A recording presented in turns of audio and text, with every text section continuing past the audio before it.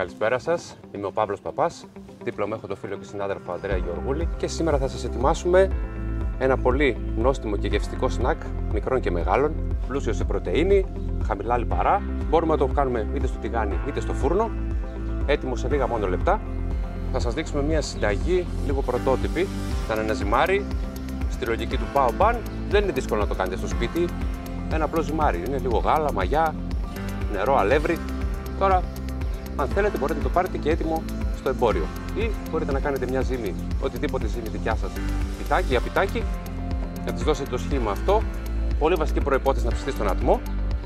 Δεν το βράζουμε. Μια ελαφριά πολύ ζύμη. Θα ξεκινήσουμε βάζοντας λίγο λάδι στο τηγάνι. Οπότε θα βάλουμε μέσα τα nuggets. Θα τα αφήσουμε 2-3 λεπτάκια από κάθε πλευρά. Θα το συνοδεύσουμε με ένα dressing του Κέσσαρα. Ταιριάζει και απίστευτα με το κοτόπουλο, ειδικά με το σνίτσελ. Σαλατούλα, ντοματίνια, μια πικάντικη γραβιέρα για την ένταση και λίγες πολύχρωμες πιπεριές. Έχω πάρει ένα ωραίο χρυσό χρώμα. Μπορεί να τα φάω έτσι από το τηγάνι.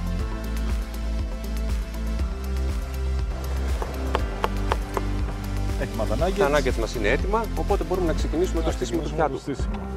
Dressing θα βάλουμε μέσα, αλλά επειδή μας αρέσει πολύ, θα ρίξουμε και λίγο επιμελώς ατιμέλιτο. Λίγο για να πατήσει το πάω πάνω στο πάνω. Τη σως,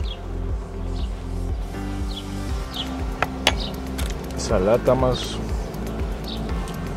είναι πολύ εύκολη συνταγή, τη γραβιέρα, θα βάλουμε λίγα ντοματάκια και εμάς μας αρέσει να τα τρώμε ολόκληρα. Αν θέλετε θα κόβετε και φετούλες. Και λίγες πιπερίτσες από πάνω, να δείξει και ωραία. Λίγο ελαιόλαδο που μας αρέσει, ομό. Και καλή σας όρεξη.